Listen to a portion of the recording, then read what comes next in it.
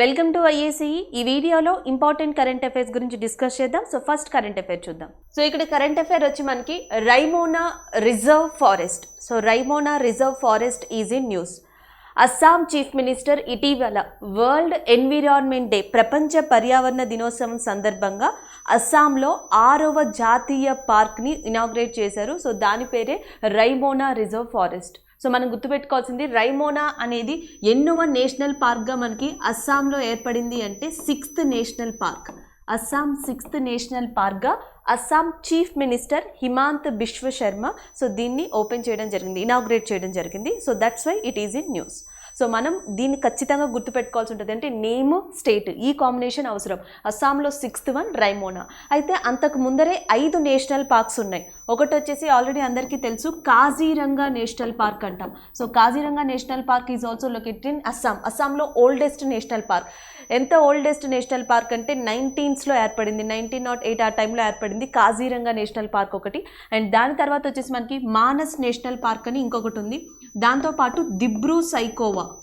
So Dibru Saikhowa national park is also there. Next Nameri,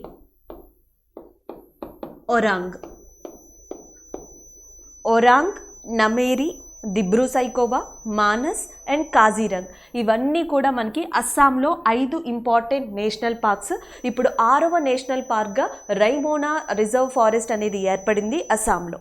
అయితే హిమాంత్ బిశ్వ శర్మ దీన్ని ఎక్కడ డిక్లేర్ చేశారంటే ఈ నేషనల్ పార్క్ ఎక్కడ ఏర్పడుతుంది అంటే మనకి భూటాన్కి సమీపంలో. అండ్ ఇంకొకటి ఏంటంటే బోడో టెరిటరీ రీజియన్లో, బీటీఆర్ అనొచ్చు, Bodo territory region BTR. So ఈ టెరిటరీ రీజియన్లో మనకి ఈ నేషనల్ పార్క్ని ఏర్పరుస్తున్నారు. అంటే జనరల్గా మీరు అస్సాంని తీసుకుంటే ఇటువైపు వచ్చేటప్పటికి మనకి భూటాన్ ఏరియా, సో ఇటువైపు వచ్చేటప్పటికి అరుణాచల్ ప్రదేశ్ ఏరియా, ఇటు వచ్చేటప్పటికి బ్రహ్మపుత్ర. సో ఇటేమో మనకి భూటాను, ఇటు అరుణాచల్ ప్రదేశ్, ఇటు బ్రహ్మపుత్ర రివర్. ఈ మధ్యలో మనకి అస్సాంకి సంబంధించిన 4 డిస్ట్రిక్ట్స్ ఉన్నాయి, 4 జిల్లాలు. ఈ 4 జిల్లాలో కూడా అస్సాంలో మోస్ట్ ఇంపార్టెంట్ డామినేటెడ్ ట్రైబ్ ఒక గిరిజన జాతి ఉంది. సో దాని పేరే మనం బోడో అని చెప్తున్నాం. అస్సాం మొత్తం పాపులేషన్లో 5 to 6%, 5 నుంచి 6% మనకి ఏ ట్రైబల్ పీపుల్ ఉన్నారంటే బోడో వాళ్ళు ఉన్నారు. అది కూడా 4 అత్యధికమైన జిల్లాల్లో ఉన్నారు. ఈ 4 అత్యధికమైన జిల్లాలు కూడా దేన్ని బేస్ చేసుకున్నారంటే బ్రహ్మపుత్ర, భూటాన్, అరుణాచల్ ప్రదేశ్ ఈ ఏరియా మధ్యలో ఉన్నాయి. ఎగ్జాక్ట్గా ఇక్కడ మనకి 6వ నేషనల్ పార్క్గా రైమోనా రిజర్వ్ ఫారెస్ట్ అనేది ఏర్పడుతుంది అని అస్సాం చీఫ్ మినిస్టర్ చెప్పడం జరిగింది. సో దాంతోపాటు దీని యొక్క ప్రత్యేకత ఏంటి అంటే ఆల్మోస్ట్ మనకి ఈ నేషనల్ పార్క్లో ఇక్కడ మీరు చూడొచ్చు గోల్డెన్ లాంగూర్ లాంటివి కనిపిస్తాయి, వాటర్ బఫెలోస్ కనిపిస్తాయి. అలాగే అస్సాం స్టేట్ బర్డ్, ప్రతి స్టేట్కి కూడా ఒక పక్షి ఉంటుంది. అస్సాం రాష్ట్ర పక్షి వచ్చేసి మనకి వైట్ వింగ్డ్ డక్ అంటాం. గుర్తుపెట్టుకోండి, వైట్ వింగ్డ్ డక్. అస్సాం రాష్ట్ర పక్షి, అస్సాం స్టేట్ బర్డ్ వచ్చి వైట్ వింగ్డ్ డక్. సో ఇది కూడా మనకి ఇక్కడ కనిపిస్తుంది. సో రకరకాల జాతుల పక్షులు కానీ లేకపోతే యానిమల్స్ కానీ. Next Assam state animal 1 horn rhinoceros అంటాం. Assam state animal 1 horn rhinoceros కానీ, అస్సాం రాష్ట్ర పక్షి వైట్ వింగ్డ్ డక్ కానీ ఇవన్నీ కూడా మనకి రైమోనా రిజర్వ్ ఫారెస్ట్లో కనిపిస్తాయి. సో ఇది మనం గుర్తుపెట్టుకోవాల్సింది. దానితో పాటు ఇంకేం చెప్పారంటే ఇదంతా వరల్డ్ ఎన్విరాన్మెంట్ డే సందర్భంగా జరిగింది. ఇంకా రాబోయే రోజుల్లో అస్సాంలో 7వ నేషనల్ పార్క్ని కూడా మేము డిక్లేర్ చేస్తాము, 7వ నేషనల్ పార్క్ని కూడా ఓపెన్ చేస్తాము. సో దాని పేరు వచ్చేసి దిహాంగ్ పటకాయ్గా ఈయన ఎక్స్ప్లెయిన్ చేయడం జరిగింది. సో అస్సాం చీఫ్ మినిస్టర్ ప్రస్తావించిన 7వ నేషనల్ పార్క్గా అస్సాంలో కాబోయేది ఏది అంటే దిహాంగ్ పటకాయ్. ఇది ఆల్రెడీ వైల్డ్ లైఫ్ శాంచురీ. అస్సాంలో మనకి నేషనల్ పార్క్స్ ఉన్నాయి, వైల్డ్ లైఫ్ శాంచురీ అభయారణ్యాలు అంటాం కదా, అభయారణ్యాలు కూడా ఉన్నాయి. సో ఈ దిహాంగ్ పటకాయ్ అనేది ఆల్రెడీ వైల్డ్ లైఫ్ శాంచురీ. ఇప్పుడు ప్రస్తుతం న్యూస్లో కూడా ఉంది. ఎందుకంటే దీనికి చుట్టుపక్కల అంతా కూడా మనకి కోల్ మైనింగ్ అనేది ఎక్కువగా జరుగుతుంది. బొగ్గు తవ్వకాలు, బొగ్గు గనులు ఈ యాక్టివిటీస్ ఉండడం వల్ల ఇక్కడున్న స్పీషియస్ అన్నీ కూడా దెబ్బతింటున్నాయి. So that's why it is in news. So దీన్ని కూడా కంట్రోల్ చేసి, కోల్ మైనింగ్ యాక్టివిటీస్ని కూడా కంట్రోల్ చేసి త్వరలో రాబోయే రోజుల్లో అస్సాంలో 7వ నేషనల్ పార్క్గా ఎంటర్ కాబోయేది ఏది అంటే దిహాంగ్ పటకాయ్ అని చెప్తున్నారు. సో ఇవి మనకి న్యూస్లో ఉన్నవి. అంటే అస్సాంలో కాజీరంగ్ నేషనల్ పార్క్ ఎక్కడుందంటే అస్సాం అని పెట్టచ్చు. అండ్ నెక్స్ట్ వచ్చేసి oldest national park in Assam అని అడిగిన కాజీరంగే. న్యూ నేషనల్ పార్క్ లేదా 6వ నేషనల్ పార్క్ ఏది అంటే రైమోనా. అస్సాం స్టేట్ యానిమల్ ఏది అంటే 1 హార్న్ రైనోసర్. అస్సాం స్టేట్ బర్డ్ ఏది అంటే మనకి దట్ ఈస్ వైట్ వింగ్ డక్గా మనం గుర్తుపెట్టుకోవాలి. అలాగే ఈ కొత్తది మనకి ఏ నది పైన ఏర్పడుతుంది, ఏ నది పరివాహక ప్రాంతంలో ఈ కొత్త నేషనల్ పార్క్ ఏర్పడుతుంది అంటే బ్రహ్మపుత్ర నది. ఏ కంట్రీకి దగ్గరలో, ఏ కంట్రీ బోర్డర్కి దగ్గరలో అస్సాంలో దీన్ని ఏర్పరుస్తున్నారు అంటే భూటాన్. అలాగే మనకి ఈ రైమోనా రిజర్వ్ చుట్టుపక్కల ప్రాంతాల్లో, ఈ జాతీయ పార్క్ చుట్టుపక్కల ప్రాంతాల్లో అస్సాంలో అత్యధికంగా ఉన్న ట్రైబల్ జాతి ఏది అంటే మనకి బోడో ట్రైబల్ జాతి.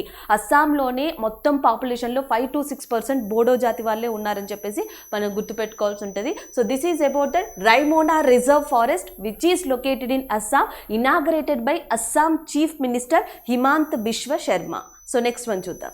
సో నెక్స్ట్ వచ్చి మనకి chief minister Anupriti coaching scheme. ఇటీవల రాజస్థాన్ ఎడ్యుకేషన్కి సంబంధించి ఒక స్కీమ్ని స్టార్ట్ చేసింది, దాని పేరు అనుప్రతి కోచింగ్ స్కీమ్. సో గుర్తుపెట్టుకోండి, అనుప్రతి కోచింగ్ స్కీమ్ని ఏ రాష్ట్రం స్టార్ట్ చేసింది అంటే రాజస్థాన్. సో ఒకసారి ఫస్ట్ ముఖ్యంగా ఎడ్యుకేషన్ సిస్టంలో ఉన్న ముఖ్యమైన స్కీమ్స్ గురించి మాట్లాడదాం. నిన్న డిస్కస్ చేసాం లడాఖ్లో, and Ladakh lieutenant governor general Shri R K Mathur గారు ఎన్టాప్ స్కీమ్ అనే దాన్ని స్టార్ట్ చేశారు. మీకు గుర్తుండే ఉంటుంది, ఎడ్యుకేషన్కి సంబంధించి ఈ వారంలో 2 స్కీమ్స్ మనకి న్యూస్లోకి వచ్చాయి. ఒకటి ఎన్టాప్ స్కీమ్. సో ఎన్టాప్ స్కీమ్ దేనికి సంబంధించి అంటే ఎడ్యుకేషన్కి సంబంధించే డిజిటలైజేషన్ పరంగా చూడడం కోసం లడాఖ్లో దీన్ని స్టార్ట్ చేశారు. అలాగే నెక్స్ట్ ఇంకొక ఈ వారంలో కరెంట్ అఫైర్లో ఉన్న ఇంకొక స్కీమ్ వచ్చేసి అనుప్రతి యోజన. సో అనుప్రతి అనేది మనకి ఎక్కడ అంటే రాజస్థాన్లో. అండ్ దేనికోసం అంటే ఎస్పెషల్లీ రాజస్థాన్లో ఉన్న ఎకనామిక్ వీకర్ సెక్షన్, అంటే ఆర్థికంగా ఎవరైతే వెనుకబడ్డారో ఆ వర్గాల వారికి ఎకనామిక్ వీకర్ సెక్షన్ లేదా వాళ్ళ యొక్క యాన్యువల్ ఇన్కమ్ 8 లక్షల కన్నా తక్కువ ఎవరికైతే ఉంటుందో సో వాళ్ళ కేటగిరీని తీసుకొని క్లాట్ కానీ అంటే లాకి సంబంధించిన ఎంట్రన్స్ కానీ, లేకపోతే గవర్నమెంట్ ఎగ్జామ్కి సంబంధించిన ఎంట్రన్స్ ఎగ్జామ్కి సంబంధించిన కోచింగ్ కానీ, ఇంజనీరింగ్ మెడికల్ ఎంట్రన్స్కి సంబంధించిన కోచింగ్, ఇలాంటి కోచింగ్ ఎవరైతే ఎఫర్ట్ చేయలేరో, సో ఎవరైతే ఖర్చు పెట్టలేరో అలాంటి వాళ్ళని ప్రోత్సహించడం కోసం ఈ అనుప్రతి కోచింగ్ స్కీమ్ అనేది రాజస్థాన్లో స్టార్ట్ చేయబడింది. సో దీన్ని స్టార్ట్ చేసిన వ్యక్తి ఎవరు అంటే Rajasthan chief minister Ashok Gehlot. So Rajasthan chief minister పేరు వచ్చేసి మనకి Ashok Gehlot. And next Rajasthan governor పేరు వచ్చి Kalraj Mishra.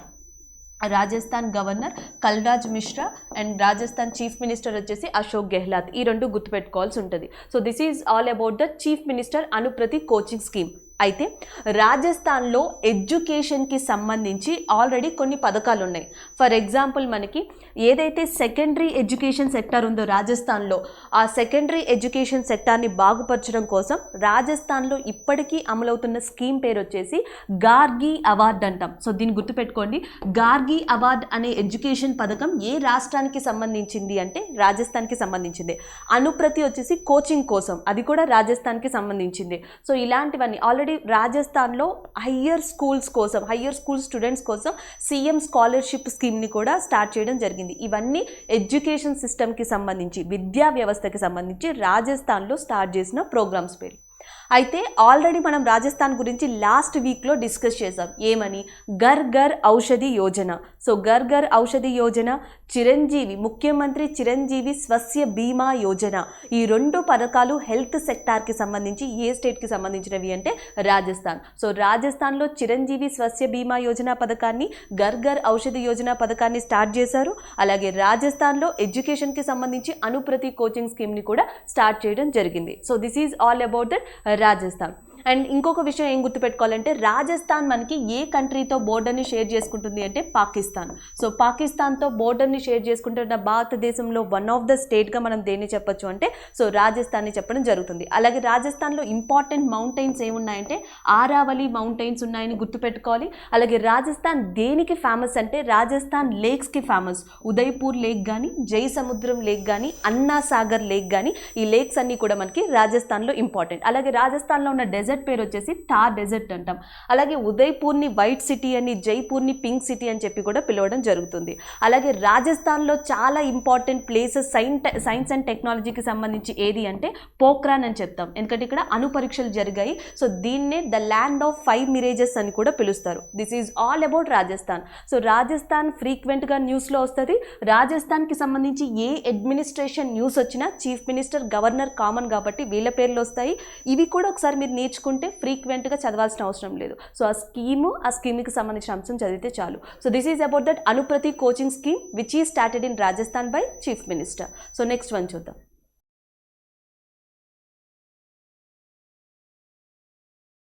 So next current affair వచ్చేసి సెజ్ గురించి, అంటే స్పెషల్ ఎకనామిక్ జోన్. ఈ స్పెషల్ ఎకనామిక్ జోన్కి సంబంధించిన కరెంట్ అఫైర్ ఏంటంటే భారతదేశంలోనే వన్ ఆఫ్ ద ఓల్డెస్ట్ సెజ్గా పిలువబడే Kandla is located in Gujarat. So దానికి ఒక స్పెషల్ స్టేటస్ వచ్చింది. దాని పేరు వచ్చేసి మనకి first green industrial city. So first green industrial సిటీగా ఏది స్టేటస్ని సంపాదించింది, ఏది అర్హతని సంపాదించింది అంటే కాండ్లా స్పెషల్ ఎకనామిక్ జోన్ ఈ అర్హతని సంపాదించడం జరిగింది. So Kandla special economic zone అనేది మనకి ఏ స్టేట్లో ఉంది అంటే గుజరాత్లో.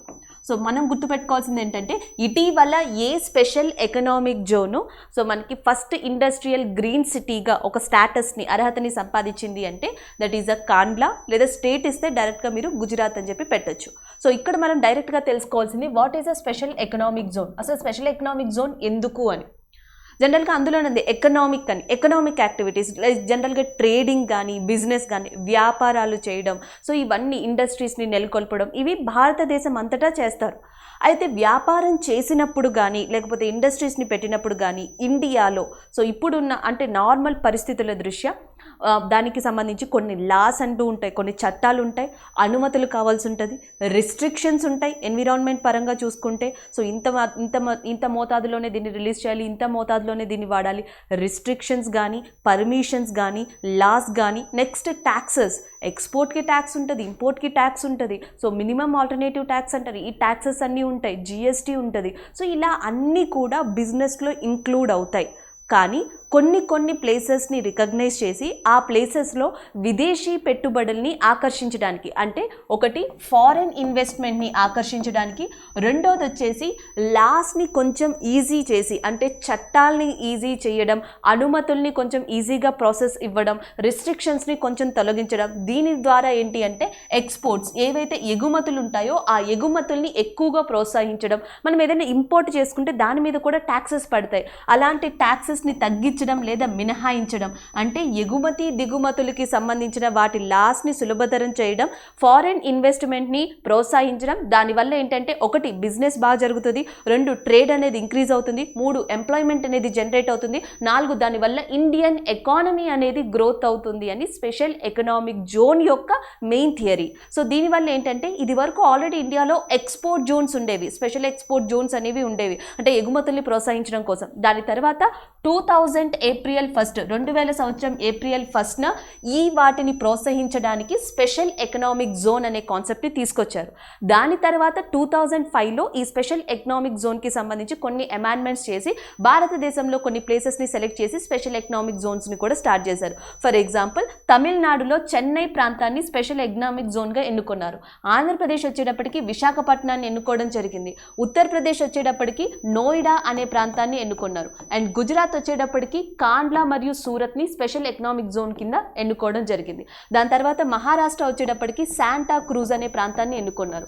నెక్స్ట్ కేరళ వచ్చేటప్పటికి కొచ్చిన్ ప్రాంతాన్ని ఎన్నుకోవడం జరిగింది. అంటే ఏంటి, ఇప్పుడు విశాఖపట్నం ఉంది అండ్ యాజ్ వెల్ యాజ్ ఆంధ్రప్రదేశ్లోనే ఇంకొక ప్లేస్ తీసుకోండి, ఫర్ ఎగ్జాంపుల్ నెల్లూరు తీసుకుందాం, నెల్లూరు తీసుకోవచ్చు, లేకపోతే నెక్స్ట్ విజయవాడ తీసుకోవచ్చు. సో విజయవాడలోని బిజినెస్ జరుగుతుంది, విశాఖపట్నంలో కూడా బిజినెస్ జరుగుతుంది. ఈ రెండు ఏరియాస్లో ఇండస్ట్రీస్ ఉన్నాయి, ఈ రెండు ఏరియాస్లో ట్రేడ్ జరుగుతుంది.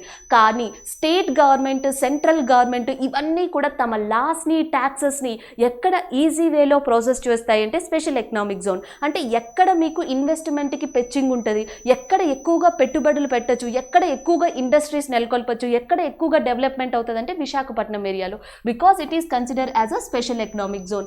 అది షార్ట్ వేలో చెప్పాలి అంటే దాని యొక్క use, we have a lot of things are there, దాని గురించి చాలా ఎక్కువగా చెప్పుకోవచ్చు. చాలా షార్ట్ వేలో చెప్పాలి అంటే పెట్టుబడుల పరంగా వ్యాపారం పరంగా అటు గవర్నమెంట్ నుంచి కానీ ఇతర నుంచి కానీ కొంచెం ఈజీ వేలో ప్రాసెస్ ఉంటుంది. కాబట్టి ఈ స్పెషల్ ఎకనామిక్ జోన్స్ అనేవి అంత పాపులర్ అయ్యాయని చెప్పచ్చు. కానీ ఇండియా చుట్టుపక్కల కంట్రీస్తో కంపేర్ చేసుకుంటే వాస్తవానికి ఇండియాలో ఈ స్పెషల్ ఎకనామిక్ జోన్స్ అంతగా ఆదరణ పొందలేదని చెప్పాలి. The best example China.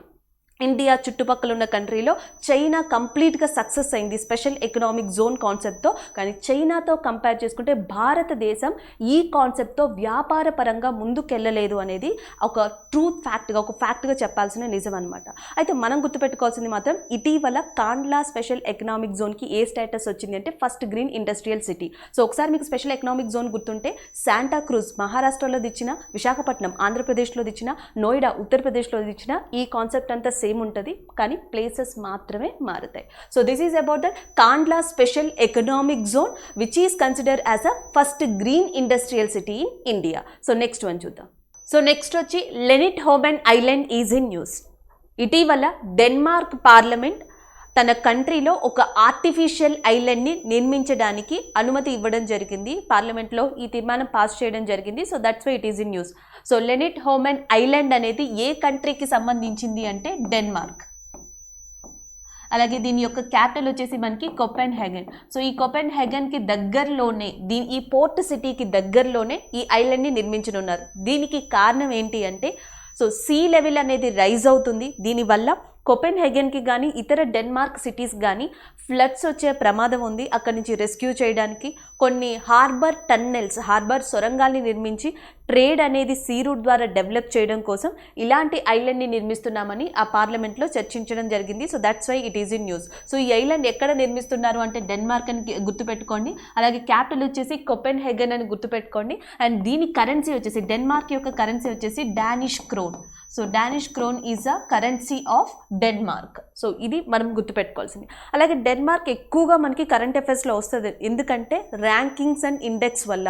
So చాలా ర్యాంకింగ్స్ ఇన్ ఇండెక్స్లో టాప్ 5 పొజిషన్లో, టాప్ 10 పొజిషన్లో డెన్మార్క్ ఖచ్చితంగా ఉంటుంది. ఫర్ ఎగ్జాంపుల్ యుఎన్ ప్రతి సంవత్సరం కూడా వరల్డ్ హ్యాపీనెస్ ఇండెక్స్ అనే దాన్ని రిలీజ్ చేస్తుంది. ఎందుకంటే ప్రపంచ హ్యాపీనెస్ దినోత్సవం, వరల్డ్ హ్యాపీనెస్ డే అనేది ఎప్పుడు అంటే మనకి March 20th. So March 20th UN కారణంగా, సో యుఎన్ ఇంటర్నేషనల్ ఆర్గనైజేషన్ కారణంగా ప్రపంచ హ్యాపీనెస్ దినోత్సవం అనేది మార్చ్ 20th డిక్లేర్ చేశారు. సో ఆ రోజుని గుర్తు చేసుకోవడం కోసం, ఆ రోజు అవేర్నెస్ కోసం యుఎన్ ప్రతి సంవత్సరం కూడా దాదాపుగా కొన్ని కంట్రీస్, సో ఆల్మోస్ట్ ఇది 156 కంట్రీస్ని కన్సిడర్ చేసి మనకి ఈ వరల్డ్ హ్యాపీనెస్ ఇండెక్స్ రిపోర్ట్ని ఇవ్వడం జరుగుతుంది. అయితే ఈ సంవత్సరం యుఎన్ ఇచ్చిన వరల్డ్ హ్యాపీనెస్ ఇండెక్స్ రిపోర్టు ఎన్ని కంట్రీస్ని తీసుకుని ఇచ్చింది అంటే 149 కంట్రీలు, 149 కంట్రీస్ని సర్వే చేసి డేటాని కన్సిడర్ చేసి వరల్డ్ హ్యాపీనెస్ ఇండెక్స్ రిపోర్ట్ని ఇవ్వడం జరిగింది. దీంట్లో టాప్ కంట్రీగా నిలిచింది ఏది అంటే ఫిన్లాండ్. ఇది వరుసగా 4వసారి Finland become as a first or the top state in world happiness index report. So second ప్లేస్లో ఉన్నది ఏది అంటే మనకి ఐస్లాండ్. సో ఐస్లాండ్ సెకండ్ ప్లేస్లో ఉంది. అండ్ థర్డ్ ప్లేస్లో ఉన్నది డెన్మార్క్. నేను ఆల్రెడీ చెప్పాను, టాప్ 5 పొజిషన్లో కానీ టాప్ 10 పొజిషన్లో కానీ చాలా ర్యాంకింగ్స్ అండ్ ఇండెక్స్లో మనకి డెన్మార్క్ కూడా కనిపిస్తుంది. ఈ సంవత్సరం వరల్డ్ హ్యాపీనెస్ ఇండెక్స్ రిపోర్ట్ ఎవరు రిలీజ్ చేస్తారంటే యుఎన్. ఎన్ని కంట్రీస్కి కలిపి రిలీజ్ చేసిందంటే 149. ఫస్ట్ కంట్రీ వచ్చేసి ఫిన్లాండ్ అయితే థర్డ్ కంట్రీ వచ్చేసి డెన్మార్క్. మరి ఇండియా యొక్క పొజిషన్ ఎంత అంటే 139. వరల్డ్ హ్యాపీనెస్ ఇండెక్స్లో ఇండియా యొక్క పొజిషన్ వచ్చేసి 139. అండ్ 149 పొజిషన్లో ఉన్నది ఏది అంటే ఆఫ్ఘనిస్తాన్. సో ఈ పరంగా మనం గుర్తుపెట్టుకోవాల్సింది ఏంటంటే మనకి లింట్ హోమన్ ఐలాండ్ అనేది డెన్మార్క్కి సంబంధించిన కరెంట్ అఫైర్. డెన్మార్క్ న్యూస్లో ఉంది కాబట్టి వరల్డ్ హ్యాపీనెస్ రిపోర్ట్లో అది 3వ స్థానంలో ఉంది. ఫస్ట్ స్థానంలో ఫిన్లాండ్ ఉంది. ఇండియా 139లో ఉంది. అన్హ్యాపీ కంట్రీగా నిలిచింది ఏది అంటే ఆఫ్ఘనిస్తాన్. అటాక్స్ కావచ్చు, తాలిబన్స్ ఇష్యూస్ కావచ్చు, కొన్ని మనకి ఏవైతే అక్కడ జరిగే ల్యాండ్ స్లైడ్స్ కావచ్చు, మొత్తం అన్నిటి వల్ల బాంబు పేలుళ్ళు కావచ్చు, వీటన్నిటి వల్ల ఆఫ్ఘనిస్తాన్ మనకి 149 కంట్రీ ర్యాంకింగ్గా ఇవ్వడం జరిగింది. అయితే డెన్మార్క్ విషయానికి వస్తే డెన్మార్క్ వచ్చేసి థర్డ్ ర్యాంకింగ్లో ఉంది. ఎందుకు అంటే మనకి డెన్మార్క్లో వారానికి వచ్చే వర్కింగ్ అవర్స్ 33 వర్కింగ్ అవర్స్ మాత్రమే డెన్మార్క్ పీపుల్కి ఉంటాయి. వాళ్ళ యొక్క మినిమం వేజ్ చాలా తక్కువ వేతనం, నార్మల్ వేతనం వచ్చి వాళ్ళకి $20 ఉంటుంది. And irrespective of what ever the category $20 minimum wage ఉంటుంది. 33 అవర్స్ వారానికి వర్కింగ్ అవర్స్ ఉంటాయి. సో అలాగే free university education, free medical care, free child care, ఇవన్నీ డెన్మార్క్ ప్రజలకి డెన్మార్క్ ప్రభుత్వం ఇచ్చే మెయిన్ ఇంపార్టెంట్ ఇంప్లిమెంట్స్గా చెప్పొచ్చు. సో దానివల్ల డెన్మార్క్ ఈ పొజిషన్లో ఉంది. అలాగే 2021 ఫ్రీ ఎకనామిక్ కంట్రీస్ లిస్ట్లో డెన్మార్క్ యొక్క స్థానం ఎంత అంటే టాప్ 10. సో టాప్ 10 కంట్రీగా, టాప్ 10th ఫ్రీ ఎకానమీ కంట్రీగా మనకి ఏది నిలిచిందంటే డెన్మార్క్ 77.8 స్కోర్తో, 77.8% స్కోర్తో డెన్మార్క్ 10వ ఫ్రీయెస్ట్ ఎకానమీ కంట్రీగా 2021లో నిలవడం జరిగింది. So this is all over about Denmark. Denmark capital Copenhagen and Denmark యొక్క కరెన్సీ వచ్చేసి మనకి డానిష్ క్రోన్ అనేది డెన్మార్క్ యొక్క currency. So this is all about the Denmark and its island. Next one చూద్దాం. సో నెక్స్ట్ వచ్చేసి state of India's environment report 2021. యాక్చువల్గా మనకి June నెలలోనే అతిపెద్ద important day exam point of వ్యూలో కానీ నార్మల్గా కానీ June 5th అని చెప్పొచ్చు, because of environment day.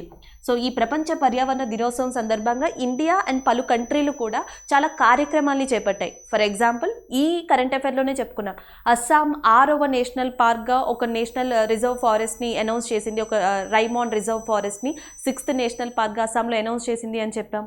So అలాగే చాలా కంట్రీస్ చాలా ఇంపార్టెంట్ డెవలప్మెంట్స్ చేశాయి. అయితే లాస్ట్ ఇయర్ మొత్తం రిపోర్ట్ చూసుకుంటే ఇండియా ఎలాంటి అభివృద్ధి సాధించింది అనేది ఇంపార్టెంట్.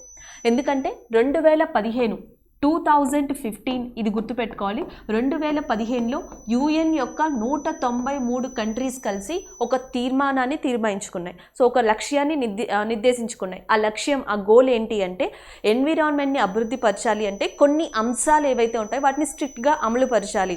సో వాటిని కలిసి అందరూ కూడా దానికోసం కృషి చేయాలి. అలాంటి లక్ష్యాల్ని ఎన్ని పెట్టుకున్నాయంటే 17 లక్ష్యాల్ని పెట్టుకోవడం జరిగింది. సో వీటినే మనం సస్టైనబుల్ డెవలప్మెంట్ గోల్స్ అంటున్నాం. అభివృద్ధి లక్ష్యాలు, sustainable development goals UN declare చేసుకున్నవి ఎన్ని అంటే 17. సో ఈ 17 కూడా 2015లో నిర్ణయించుకుంది. ఇవన్నీ అన్ని దేశాలు కూడా UN యొక్క 193 దేశాలు కలిసి సో వీటిని డెవలప్ చేయాలి, వీటిని సక్సెస్ చేయాలి. ఏ సంవత్సరానికి అంటే 2030కి వీటిని సక్సెస్ చేయాలి అని చెప్పి నిర్ణయించుకున్నాయి. దీనికి గాను ప్రతి దేశం కొన్ని ఆంక్షల్ని పెట్టుకుంది, కొన్ని డెవలప్మెంట్స్ సాధించాలని పథకాల్ని స్టార్ట్ చేసింది, కొన్ని రూల్స్ని పెట్టుకుంది. ఈ దాంట్లో భాగంగా ఆ కంట్రీ ఆ సంవత్సరం మొత్తం చేసిన దానికి 100% మార్క్స్కి లేదా 100% పాయింట్స్కి అది ఎంతవరకు చేసిందనే దాని మీద వాటికి పాయింట్స్ ఇవ్వబడతాయి. 100కి ఇన్ని పాయింట్స్ అని ఇవ్వబడతాయి. సో గత సంవత్సరం మొత్తం చూసుకుంటే ఇండియా యొక్క సమ్మిళన అభివృద్ధి లక్ష్యాలు SDG పర్సెంటేజ్ శాతం ఎంత అంటే 61.9, 100కి 61.9 పాయింట్స్తో ఉంది. అంటే జనరల్గా మన ఇండియా చుట్టుపక్కల కంట్రీస్తో పోలిస్తే సో మనకన్నా టాప్ పొజిషన్లో ఆల్మోస్ట్ ఏమేమి ఉన్నాయంటే, ఒకటి భూటాన్ మనకన్నా ముందరుంది ఈ SDGలో, దాని తర్వాత వెంటనే నేపాల్ బెస్ట్ పెర్ఫార్మెన్స్ ఉంది, దాని తర్వాత శ్రీలంక ఉంది, దాని తర్వాత ఇండియా ఉంది. అంటే సమ్మిళిత అభివృద్ధి లక్ష్యాల పరంగా చూసుకుంటే ఈ రిపోర్ట్ ఇచ్చిన దాని ప్రకారం 2021 రిపోర్ట్ ప్రకారం ఇండియా చుట్టుపక్కలతో పోల్చుకుంటే 4వ స్థానంలో ఉంది. ఫస్ట్ స్థానంలో భూటానే ఉంది. ఇండియా యొక్క పొజిషన్ 61.9. అలాగే సో UN ఏం చేసిందంటే 180 కంట్రీల్ని, మొత్తం 180 కంట్రీల్ని తీసుకుని వీటికి ఎన్విరాన్మెంట్ పర్ఫార్మెన్స్ ఇండెక్స్ అనే దాన్ని ఇవ్వడం జరిగింది. ఎన్విరాన్మెంట్ పర్ఫార్మెన్స్ ఇండెక్స్ ఎన్ని కంట్రీస్కి కల్పించింది అంటే 180 కంట్రీస్కి కలిపి ఇవ్వడం జరిగింది. సో దీంట్లో భారతదేశం యొక్క ర్యాంక్ ఎంత అంటే 168. ఇండియా యొక్క ర్యాంక్ వచ్చేసి 168గా ఉంది ఎన్విరాన్మెంట్ పర్ఫార్మెన్స్ ఇండెక్స్లో. దాని తర్వాత మనకి ఎన్విరాన్మెంట్ హెల్త్ కేర్ అంటే పర్యావరణం గురించి ఎలాంటి కేర్ తీసుకుంటా ఉన్నా అనే దాని మీద కూడా ఈ 180 కంట్రీస్ గురించి సర్వే చేయబడింది. ఎన్విరాన్మెంట్ హెల్త్ కేర్ చూసుకుంటే ఇండియా యొక్క ర్యాంక్ వచ్చేసి 172. ఎన్విరాన్మెంట్ హెల్త్ కేర్లో ఇండియా యొక్క ర్యాంక్ 172. ఎన్విరాన్మెంట్ పర్ఫార్మెన్స్ ఇండెక్స్ ఓవరాల్గా చూసుకుంటే ఇండియా యొక్క ర్యాంక్ వచ్చేసి 168గా ఉంది అని UN చెప్పడం జరిగింది. సో దీంతో పాటు ఇవి పక్కన పెడితే బయోడైవర్సిటీ అంటే మనకి మొక్కలు కావచ్చు, చెట్లు కావచ్చు, లేకపోతే మనకి ఏవైతే ఏరియాస్ ఉన్నాయో బయోడైవర్సిటీ అండ్ హ్యాబిటేట్ ర్యాంకింగ్లో చూస్తే ఇండియా యొక్క ర్యాంక్ ఎంత అంటే 148. బయోడైవర్సిటీ అండ్ హ్యాబిటేట్లో ఇండియా యొక్క ర్యాంక్ 148. మనకన్నా పాకిస్తాన్ చాలా బెటర్ పొజిషన్లో ఉంది. పాకిస్తాన్ యొక్క ర్యాంక్ వచ్చేసి 127. అంటే మనం కొన్ని కంట్రీస్తో కంపేర్ చేసుకుంటే గుర్తుంటుంది కాబట్టి బయోడైవర్సిటీ హ్యాబిటేట్లో ఇండియా యొక్క ర్యాంక్ వచ్చేసి 148, పాకిస్తాన్ వచ్చి 127. అండ్ దాని పక్కన పెడితే ఎన్విరాన్మెంట్ పర్ఫార్మెన్స్ ఇండెక్స్లో ఓవరాల్ కంట్రీస్ ఎన్ని అంటే 180, ఇండియా యొక్క ర్యాంక్ ఎంత అంటే 168. మరి ఎన్విరాన్మెంట్ హెల్త్ పరంగా చూసుకుంటే 172లో ఉంది. సో జనరల్గా చూసుకుంటే మనం ఫ్లడ్స్ వల్ల కావచ్చు, వరదల వల్ల కావచ్చు, ఇండస్ట్రీస్ వల్ల కావచ్చు, పొల్యూషన్ వల్ల కావచ్చు, మన యాక్టివిటీస్ వల్ల, హ్యూమన్ యాక్టివిటీస్ వల్ల ఇండియాలో ఎక్కువగా పక్షుల్ని, జంతువుల్ని అండ్ యాజ్ వెల్ యాజ్ చెట్లని, అడవుల్ని కోల్పోతున్నాం. ఇది ఒక వాస్తవం. కానీ మనం కేర్ తీసుకుంటే గనక వాటి పాపులేషన్ని తిరిగి పెంచొచ్చు అని చెప్పి ఇండియా ప్రపంచ కంట్రీలకి చెప్పిన మాట కూడా వాస్తవమే. అది ఎవరి విషయంలో వాస్తవం అయింది అంటే టైగర్. సో టైగర్ పాపులేషన్లో ఇండియా ప్రపంచానికే ఒక లెసన్ చెప్పిందని చెప్పొచ్చు. 1973లో స్టార్ట్ చేసిన ప్రాజెక్ట్ టైగర్ సో ఇండియా మొత్తాన్ని కూడా ప్రపంచంలో ఒక అగ్రస్థానంలో నిలబెట్టింది. ఎందుకంటే ప్రపంచం మొత్తంలో కూడా టైగర్ పాపులేషన్ అనేది డిక్రీజ్ అయిపోవడం చూస్తే భారతదేశంలో tiger population is increased triple. So 3 వంతులు ఇంక్రీజ్ అయింది. దీనికి కారణం project tiger, tiger reserves, tiger protection acts అని కూడా మనం చెప్పొచ్చు. సో అదే విధంగా ఇలా ఏదైతే మనం కేర్ తీసుకున్నామో అదే కేర్ ఇందులో కూడా తీసుకుంటే ఇండియా ర్యాంక్ 168 నుంచి 108కి, 108 నుంచి 18కి, 18 నుంచి ఇంకా తక్కువకి వెళ్ళే ఛాన్సెస్ కూడా ఉన్నాయి. సో అది మనం ఇక్కడ గమనించాల్సిన విషయం. సో ఈ మొత్తంలో మీరు గుర్తుపెట్టుకోవాల్సింది world environment day 5th. So June 5th world environment day. దీని పరంగా ఒక రిపోర్ట్ని ఇవ్వడం జరిగింది. అది మనకి కొన్ని మ్యాగజైన్స్ కావచ్చు, కొన్ని యూనివర్సిటీస్ కావచ్చు, అవి ఇచ్చిన దాని ప్రకారం భారతదేశం యొక్క ఎన్విరాన్మెంట్ పర్ఫార్మెన్స్ ర్యాంకింగ్ అనేది చాలా చాలా చాలా ఢీలా పరిస్థితిలో ఉందని గుర్తుపెట్టుకోవాలి. పక్కన కంట్రీస్తో కంపేర్ చేసుకుంటే ఇండియా చాలా లో పొజిషన్లో ఉందని కూడా మనం గుర్తుపెట్టుకోవాల్సి ఉంటుంది. అలాగే సస్టైనబుల్ డెవలప్మెంట్ గోల్స్ ఎన్ని ఉన్నాయో గుర్తుపెట్టుకోండి, 17. ఇండియా యొక్క పాయింట్స్ ఎన్ని అంటే 61.9 పాయింట్స్గా ఉన్నాయి. So this is important for that state environment report of India 2021. So next one చూద్దాం. సో నెక్స్ట్ కరెంట్ అఫైర్ వచ్చి E100 పైలట్ ప్రాజెక్ట్. ఇటీవల prime minister Narendra Modi E100 pilot ప్రాజెక్ట్ని ప్రారంభించారు. ఇది దేనికి సంబంధించింది అంటే ఇథనాల్కి సంబంధించింది. సో దీన్ని గుర్తుపెట్టుకోండి, ఇథనాల్కి సంబంధించిన ఒక E100 పైలట్ ప్రాజెక్ట్ని ఎక్కడ స్టార్ట్ చేశారు అంటే పూణేలో స్టార్ట్ చేయడం జరిగింది. So that's why it is in news. So దాని యొక్క థీమ్ వచ్చేసి promotion of biofuels for a better environment. Promotion of biofuels for a better environment అనేది E100 పైలట్ ప్రాజెక్ట్ యొక్క పేరు. అయితే E100 pilot project prime minister Narendra Modi ఇటీవల ఏ ప్రాంతంలో స్టార్ట్ చేశారు అంటే పూణేలో. ఈ E100 పైలట్ ప్రాజెక్ట్లో ముఖ్యంగా దేని గురించి ప్రస్తావించారు అంటే ఇథనాల్. అండ్ దీని యొక్క థీమ్ ఏంటి అంటే promotion of biofuels for better environment. So మనం ఇక్కడ తెలుసుకోవాల్సింది ఏంటి అంటే బయోఫ్యూయల్స్ గురించి ఒకసారి తెలుసుకోవాలి. ఇప్పుడు మనం వెహికల్స్ యూజ్ చేస్తున్నాం, ఎలక్ట్రిసిటీ ప్రొడ్యూస్ చేస్తున్నాం. ఈ ఎనర్జీ అంతా ఎక్కడి నుంచి వచ్చింది అంటే ఫాజిల్ ఫ్యూయల్స్ నుంచి వచ్చింది. సో ఫాజిల్ ఫ్యూయల్స్ 2 పదాలు మీరు ఇక్కడ గుర్తుపెట్టుకోవాలి. ఒకటి ఫాజిల్ ఫ్యూయల్స్ అంటాం, ఇంకొకటి వచ్చేసి మనకి బయోఫ్యూయల్స్. ఈ రెండింటిని గుర్తుపెట్టుకోండి, కంపేర్ చేయండి. It is easy. Fossil fuels, biofuels. ఇప్పటిదాకా లేదా ఇంతకు ముందర దాకా మనం ఎక్కువగా యూజ్ చేస్తుంది కూడా ఏది అంటే ఫాజిల్ ఫ్యూయల్స్, సాంప్రదాయ వనరులు అంటాం. దీంట్లో మనకి ఏమొస్తుందంటే ముఖ్యంగా కోల్ అంటే బొగ్గు రావడం జరుగుతుంది. And as well as a petroleum కూడా దీంట్లోకి వస్తుంది. కోల్ కానీ పెట్రోలియం కానీ ఇవన్నీ ఫాజిల్ ఫ్యూయల్సే. SSC CGL ప్రీవియస్ క్వశ్చన్ ఇది. Which of the following is not consider as a fossil fuel అని ఇచ్చి ఆప్షన్ ఏలో కోల్, ఆప్షన్ బిలో పెట్రోలియం, ఆప్షన్ సిలో A and B. సో ఇలా ఇవ్వడం జరిగింది. దీన్ని చాలా ఇంపార్టెంట్గా గుర్తుపెట్టుకోవాలి. ఫాజిల్ ఫ్యూయల్స్ అంటే coal and petroleum. And next ఇక్కడ వచ్చేటప్పటికి మనకి బయోఫ్యూయల్స్ అని చెప్పేసి ఉన్నాయి. సో బయోఫ్యూయల్స్ ఏంటి అంటే జనరల్గా మనకి బయోమాస్ నుంచి ప్రొడ్యూస్ చేసేది. షార్ట్కట్లో ఇట్లా మాట్లాడొచ్చు. Simply we called as a biomass నుంచి ఏవైతే ప్రొడ్యూస్ చేస్తామో whatever the fuels are produce, అలాంటి వనరుల్ని మనం బయోఫ్యూయల్స్గా పిలవచ్చు. సో ఈ బయోమాస్ అంటే ఏంటి? ఒకటి ప్లాంట్ అంటే చెట్లు కానీ పంటలు కానీ ఇలా మాట్లాడవచ్చు. రెండోది వచ్చేసి animal wastage. So animal wastage కానీ ప్లాంట్స్ కానీ యానిమల్ వేస్టేజ్ కానీ ఆల్గే కానీ ఈ మూడింటి నుంచి ప్రొడ్యూస్ చేసిన దాన్ని బయోఫ్యూయల్స్ అంటాం. వీటి నుంచి ప్రొడ్యూస్ చేసిన దాన్ని ఫాజిల్ ఫ్యూయల్స్ అంటాం. ఎందుకు రీప్లేస్ చేయాలి? రీప్లేస్ చేయడం ఎందుకు అంటే వీళ్ళే చెప్పారు ఫర్ ఏ బెటర్ ఎన్విరాన్మెంట్. వీటిని కనుక ప్రొడ్యూస్ చేస్తాము అంటే దానివల్ల ఎన్విరాన్మెంట్ అనేది ఎఫెక్ట్ అవుతుంది, పొల్యూట్ అవుతుంది. మరి బెటర్ ఎన్విరాన్మెంట్ కావాలంటే ఫాజిల్ ఫ్యూయల్స్ని దేంతో రీప్లేస్ చేయాలి? బయోఫ్యూయల్స్తో. ఆ బయోఫ్యూయల్లో one of the best biofuel ఏది అంటే ఇథనాల్.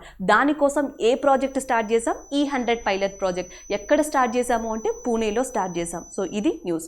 ఇథనాల్కి ఉన్న కెమికల్ ఫార్ములా పేరు వచ్చేసి మనకి CH3CH2OH అని కూడా పిలవచ్చు.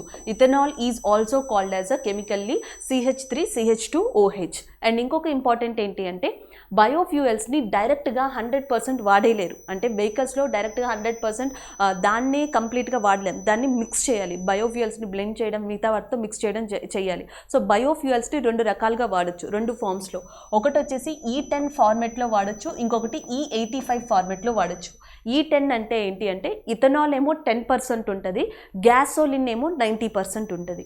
E85 ఫార్మెట్ ఏంటంటే ఇథనాల్ 85% ఉంటుంది, గ్యాసోలిన్ వచ్చేసి మనకి 15% ఉంటుంది. ఇలా మిక్స్ చేసి బయోఫ్యూయల్స్ని వాడడం వల్ల ఎన్విరాన్మెంట్ అనేది చాలా బెటర్గా ఉంటుంది, పొల్యూట్ కాకుండా ఉంటుంది అనేది దీని యొక్క ముఖ్య ఉద్దేశంగా చెప్పచ్చు. So this is about that E100 pilot project for ethanol. మీరు గుర్తుపెట్టుకోవాల్సింది ఇథనాల్ అనేది ఫాజిల్ ఫ్యూయలా బయోఫ్యూయలా అంటే బయోఫ్యూయలే.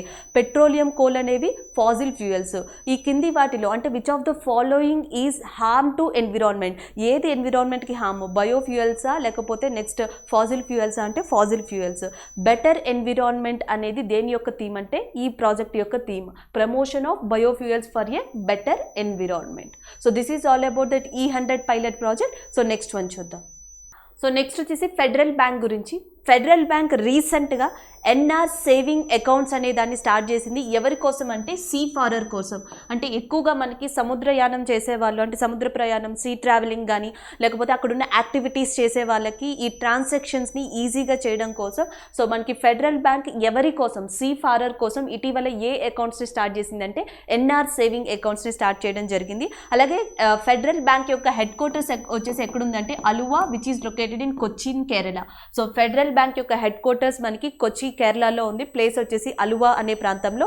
ఇటీవల సముద్ర ప్రయాణికులు అంటే సీ ఫారర్ కోసం అది స్టార్ట్ చేసింది ఏది అంటే ఎన్ఆర్ సేవింగ్ అకౌంట్స్ అనే దాన్ని ఇది స్టార్ట్ చేయడం జరిగింది. సో నెక్స్ట్ వన్ చూద్దాం.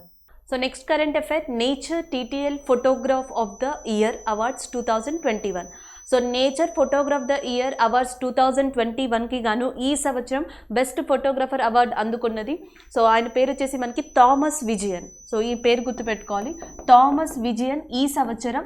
సో నేచర్ TTL ఒక ఆన్లైన్ రీసోర్స్ ఇది కండక్ట్ చేసిన కంప్లీట్ ఏదైతే మనకి కాంపిటీషన్ ఉందో సో దీంట్లో ఫోటోగ్రాఫ్ ద ఇయర్ అవార్డ్ 2021 దక్కింది ఎవరికి అంటే విజయన్కి దక్కడం జరిగింది. ఈ రిఫ్లెక్షన్ కంప్లీట్గా మనకి ఇమేజ్ అనేది ఒక వాటర్ రిఫ్లెక్షన్ లాంటిది. ఈ ఇమేజ్కి గాను విజయన్కి ఫోటోగ్రాఫ్ ద అవార్డ్ ఇయర్ 2021 అనేది రావడం జరిగింది. యాక్చువల్గా మనకి నేచర్ TTL అనేది ఒక ఆన్లైన్ రీసోర్స్. లాస్ట్ ఇయర్ నుంచి ఇది ఈ కాంపిటీషన్ని కండక్ట్ చేస్తుంది. లాస్ట్ ఇయర్ 16 సంవత్సరాల సప్తర్షి అనే పర్సన్కి ఈ అవార్డు దక్కడం జరిగింది. 2021లో థామస్ విజయన్కి photograph the year award 2021 award అనేది రావడం జరిగింది. సో నెక్స్ట్ వన్ చూద్దాం. సో నెక్స్ట్ వచ్చి united nations general assembly. United nation general assembly 2022 ఇయర్ని డిక్లేర్ చేసింది. 2022 international year of the artisanal fisheries and aquaculture. So fisheries and aquaculture ఇయర్గా so 2022ని declare చేయడం జరిగింది యునైటెడ్ నేషన్ జనరల్ అసెంబ్లీ. దీని యొక్క హెడ్ క్వార్టర్స్ వచ్చేసి మనకి ఎక్కడ ఉందంటే New York. So United nations general assembly head quarters వచ్చేసి మనకి న్యూయార్క్లో ఉంది. 2022 సంవత్సరాన్ని ఇది ఏ సంవత్సరంగా, ఏ అంతర్జాతీయ సంవత్సరంగా డిక్లేర్ చేసింది అంటే ఆర్టిసనల్ ఫిషరీస్ అండ్ ఆక్వాకల్చర్. అంటే UN జనరల్ అసెంబ్లీ 2022ని ఏ సంవత్సరానికి ప్రాధాన్యత ఇచ్చింది అంటే ఆక్వాకల్చర్ అంటే ఫిషరీస్కి, మత్స్య సంపదకి ఇది ఇంపార్టెన్స్ ఇవ్వడం జరిగింది 2022 సంవత్సరానికి గాను. So that is about that international year of the year which is declared by united nation general assembly. And next one చూద్దాం. So next one, Marne Levine is in news.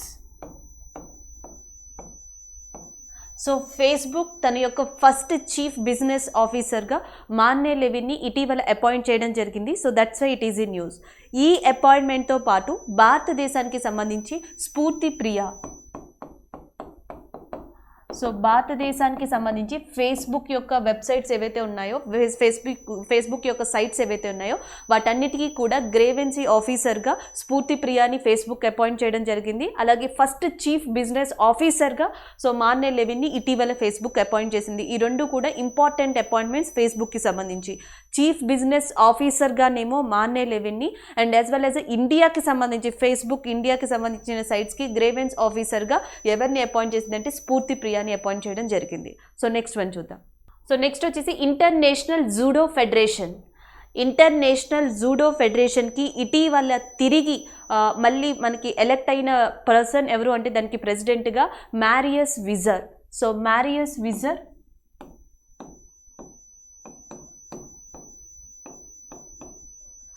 మ్యారియస్ visor ఇటీవల తిరిగి దేనికి re-elect అయ్యారు ప్రెసిడెంట్గా అంటే international judo federation. International judo federation ఎప్పుడు establish చేయబడింది అంటే 1951లో ఎస్టాబ్లిష్ చేయబడింది. దీని యొక్క హెడ్ క్వార్టర్స్ వచ్చేసి మనకి ఎక్కడుందంటే ఏ కంట్రీలో అంటే హంగేరీలో. So judo federation head quarters వచ్చి హంగేరీ కంట్రీలో ఉంది. 1951లో ఎస్టాబ్లిష్ చేయబడింది. ప్రస్తుతం దీని యొక్క ప్రెసిడెంట్ వచ్చేసి మ్యారియస్ విజర్. ఈయన తిరిగి రీఎలెక్ట్ అవ్వడం జరిగింది ఇటీవల. So that's why it is in news. And ఇంకొకటి వచ్చేసి మనకి జూడో అంటే జనరల్గా ఇది ఒక మార్షల్ ఆర్ట్. ఇది ఆరిజినేట్ అయింది ఎక్కడ అంటే మనకి జపాన్లో ఆరిజినేట్ అయింది 18th సెంచరీలో, 1882 ఆ టైంలో జపాన్లో ఆరిజినేట్ అయింది. అండ్ ప్రపంచం మొత్తంలో కూడా నెంబర్ 1 జూడో ప్లేయర్గా ఈ రోజు కూడా ఈ స్థానంలో ఫస్ట్ ప్లేస్లో ఉన్నది ఎవరు అంటే Kano Jigoro.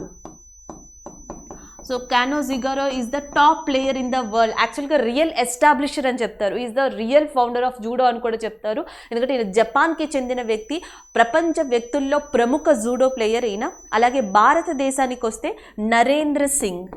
So Narendra Singh ప్రముఖ వ్యక్తుల్లో ఒకళ్ళు, ఫేమస్ ఇంటర్నేషనల్ జూడో ప్లేయర్స్లో భారతదేశంలో టాప్ పొజిషన్లో ఉన్నది మనకి నరేంద్ర సింగ్. ఎందుకంటే ఈయన కామన్వెల్త్ గేమ్స్లో ఇండియా తరపున పార్టిసిపేట్ చేసి 60 kgs జూడో విభాగంలో ఇండియాకి ఒక బ్రాంజ్ మెడల్ తీసుకొచ్చారు. అండ్ జూడో విభాగానికి సంబంధించి 2 సార్లు భారతదేశం తరపున ఒలింపిక్స్లో కూడా ఈయన పాల్గొనడం జరిగింది. దాని తర్వాత ప్రస్తుతం ఇప్పుడు ఇండియాలో ఫేమస్ ఇంటర్నేషనల్ జూడో ప్లేయర్స్ అంటే ఒకటి వచ్చేసి మనకి అవతార్ సింగ్గా చెప్తారు. అండ్ ఇంకొకటి వచ్చేసి గరీమా చౌదరి. సో గరీమా చౌదరి అండ్ అవతార్ సింగ్ ప్రస్తుతం మనకి ఇంటర్నేషనల్ జూడో ఫేమస్ ప్లేయర్స్ ఇండియాకి సంబంధించి. ఒకప్పుడు నరేంద్ర సింగ్. అండ్ ప్రపంచంలోనే టాప్ ప్లేయర్ ఎవరంటే కానో జిగారో, జపాన్ నుంచి వచ్చిన వ్యక్తి. ఈ జపాన్లోనే మనకి ఈ మార్షల్ ఆర్ట్ జూడో అనేది ఫేమస్గా స్టార్ట్ అయింది 1882లో. దాని తర్వాత 1951లో ప్రపంచవ్యాప్తంగా పాపులర్ అయి ఒక ఇంటర్నేషనల్ ఫెడరేషన్ జూడో స్థాపించబడి దానికి ప్రస్తుతం హెడ్గా మ్యారియస్ విజర్ ఎన్నికవడం జరిగింది. So that's why it is in news. International judo federation యొక్క రీఎలెక్ట్ అయిన ప్రెసిడెంట్ ఎవరు అంటే Marius Vizer. And next one చూద్దాం.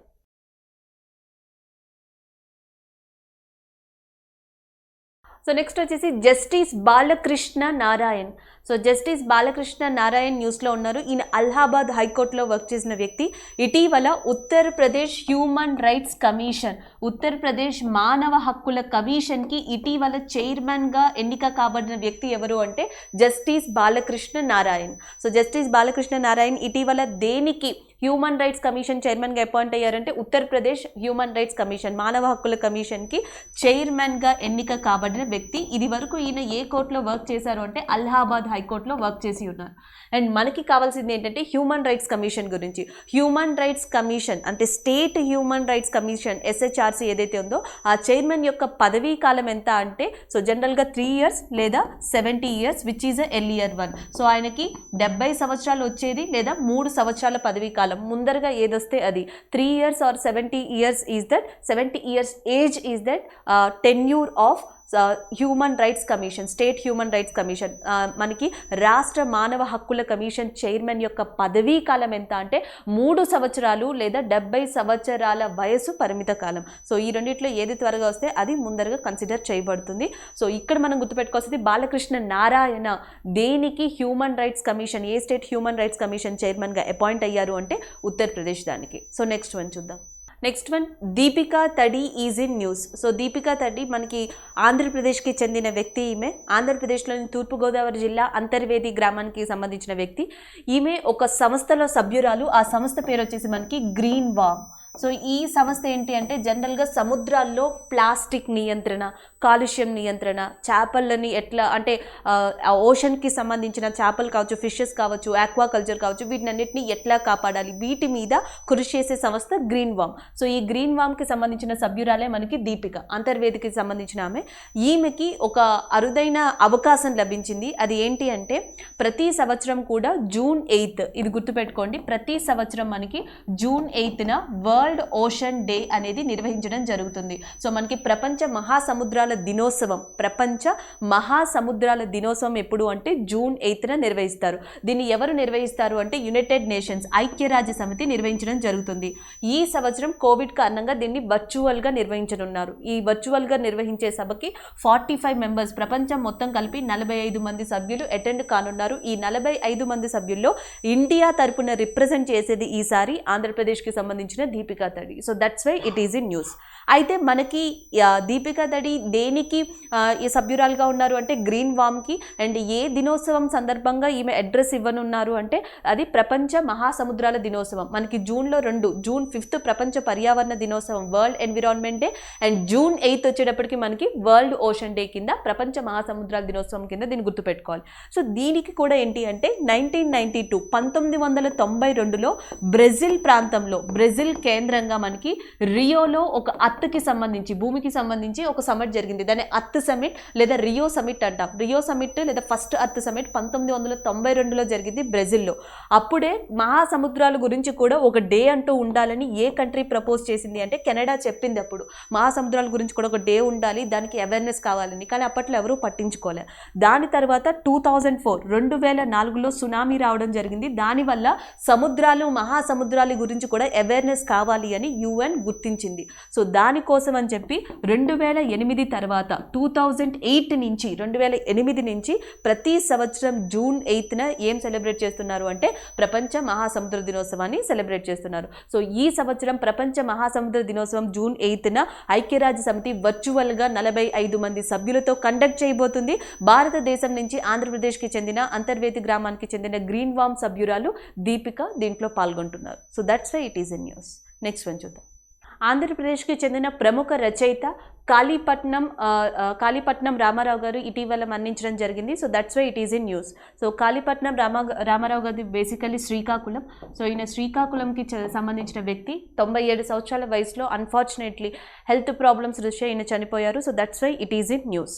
అండ్ ఈయనని ఏమని పిలుస్తారు అంటే ఆ ప్రాంతం మొత్తం, శ్రీకాకుళం ప్రాంతం మొత్తం ఈయనని ఫేమస్గా కర్ర మాస్టారు అని చెప్పి కూడా పిలుస్తారు. ఈయన తన ఫస్ట్ బుక్ని 1943లో పబ్లిష్ చేసి ఉన్నారు. దాని పేరు వచ్చేసి ప్లాట్ఫామ్.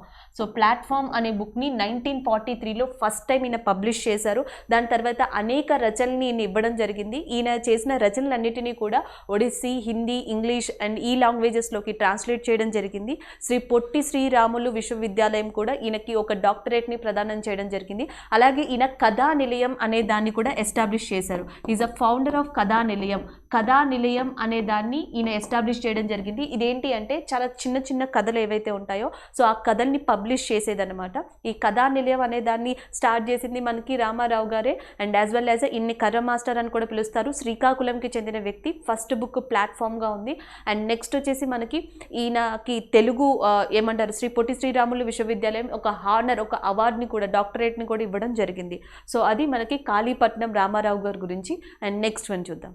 నెక్స్ట్ వచ్చేసి మనకి ఉస్మాన్ ఖాన్ పాస్డ్ అవే. ప్రముఖ Indian hockey player Usman Khan ఇటీవల మరణించారు. So that's why it is in news. ఈయన ఏ రాష్ట్రానికి సంబంధించిన వ్యక్తి అంటే ఆంధ్రప్రదేశ్కి సంబంధించిన వ్యక్తి. అంటే ఆంధ్రప్రదేశ్కి సంబంధించి ఇటీవల అంటే ఈ రోజు న్యూస్లో ఇద్దరు ప్రముఖ వ్యక్తుల్ని చూసాం. ఒకళ్ళు వచ్చేసి శ్రీకాకుళంకి సంబంధించిన రచయిత, ఆయన గురించి రామారావు గురించి డిస్కస్ చేసుకోవడం జరిగింది.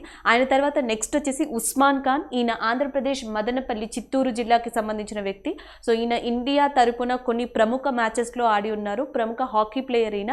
సో ఇటీవల మరణించడం జరిగింది. So that's why is in news. Usman Khan recently passed away. ఈయన హాకీ ప్లేయర్. ఏ రాష్ట్రానికి సంబంధించిన వ్యక్తి అంటే ఆంధ్రప్రదేశ్కి. అలాగే ప్రస్తుతం భారతదేశ ఇండియన్ హాకీ ప్లేయర్ కెప్టెన్ ఎవరు అంటే మనకి మన్ప్రీత్ సింగ్. ఈయన పేరు కూడా గుర్తుపెట్టుకోండి. ప్రస్తుతం మనకి ఇండియా యొక్క హాకీ కెప్టెన్ ఎవరు అంటే మన్ప్రీత్ సింగ్. సో ఈ పేరుని కూడా గుర్తుపెట్టుకోవాల్సి ఉంటుంది. అండ్ నెక్స్ట్ వన్ చూద్దాం. సో ఈరోజు కరెంట్ అఫైర్స్ రివ్యూ చూద్దాం. ఫస్ట్ వన్ చూద్దాం. ఫస్ట్ వచ్చేసి మనకి Raimona reserve forest. So Raimona reserve forest ఏంటంటే 6వ నేషనల్ పార్క్గా మనకి ఏ స్టేట్లో ఎస్టాబ్లిష్ చేస్తున్నారు అంటే అస్సాం.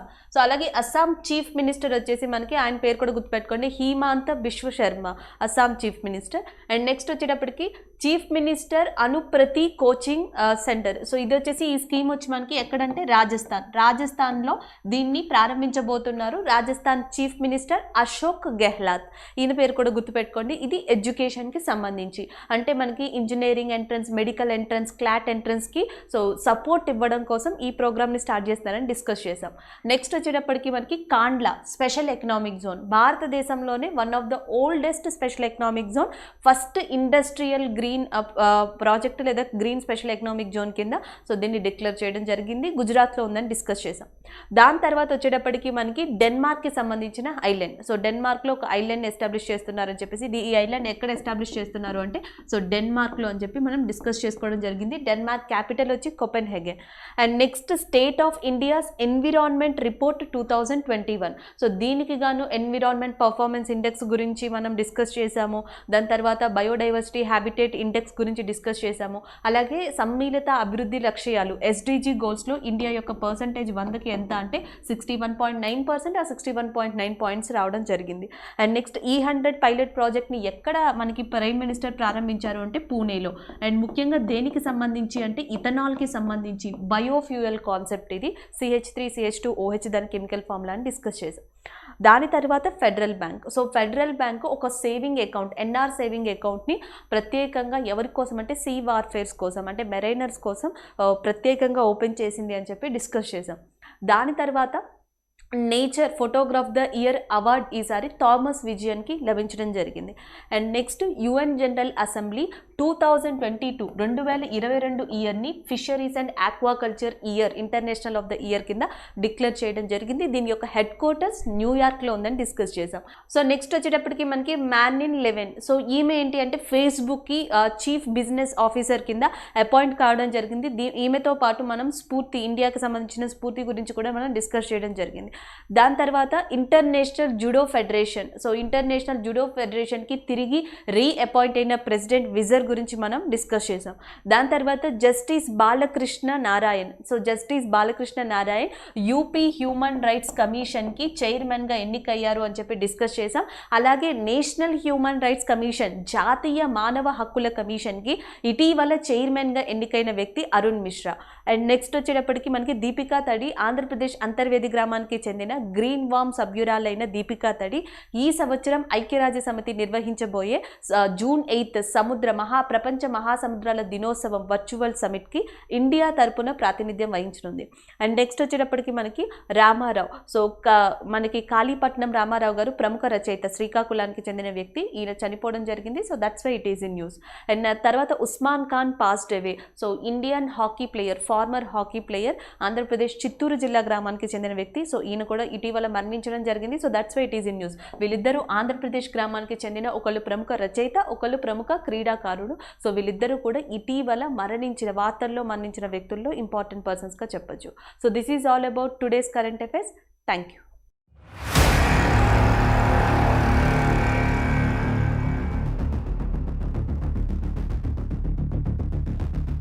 బ్యాంక్ ఎగ్జామ్స్ లో more than 50% questions without pen and paper solve చేయకుండానే ఆన్సర్ చేయాలనుకుంటున్నారా?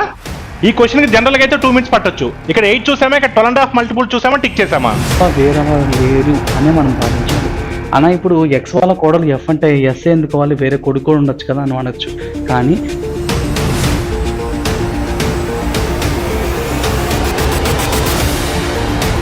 every student has the phobia of English.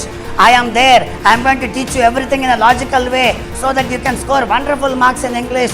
I am there. Wait and see.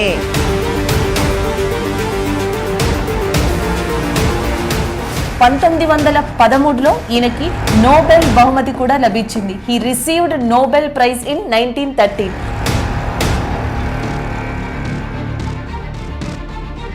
కల్పిట్ అంటే ఎవరైతే క్రైమ్ చేస్తాడో, అంటే ఎవరైతే క్రైమ్ చేశాడు అని అక్యూజ్ చేయబడతాడో, సో వాడిని ఏమంటామంటే కల్పిట్ అంటాం. రైట్. సో మనం ఆన్సర్స్ చేసేటప్పుడు, ఇది ఎగ్జామ్లో మనం ఆన్సర్స్ చేసేటప్పుడు ఇంత టైం అయితే పట్టదు సార్. జస్ట్ క్వశ్చన్ చదువుకుంటాం.